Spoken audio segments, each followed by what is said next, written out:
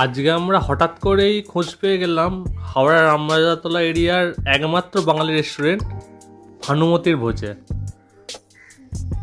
বাণীনিকেতন হলের পাশের গলিতে ঢুকে দুটো দোকান পরে ডান দিকে পড়বে রেস্টুরেন্টটা।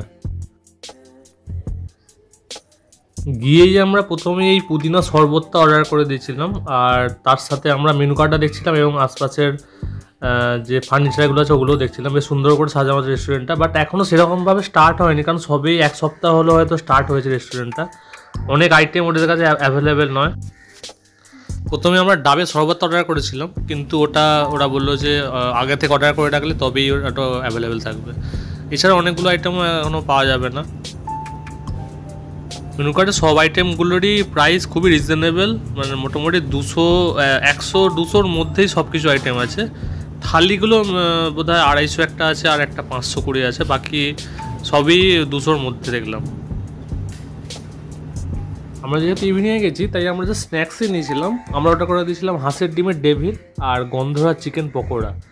দুটোরই টেস্ট খুব ভালো ছিল। হাঁসের ডিমের যে ডেভিলটা ছিল ওটার কোটিংটা বেশ নারকেল দিয়ে করে এবং খুব বড় সাইজের, মানে একটা বেশ টেনিস বল সাইজের ছিল।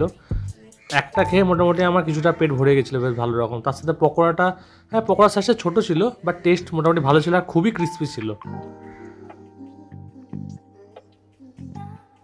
যদি আমার ভিডিও ভালো লেগে থাকে আপনারা অবশ্যই সাবস্ক্রাইব করে নিন আমার চ্যানেল, কারণ এই রেস্টুরেন্টটা নিয়ে আমি আর একটা বড় ভিডিও আনবো যেখানে আমি থালি টালি এইসবগুলো খাবো, আইটেমগুলো দেখবো কীরকম খেতে।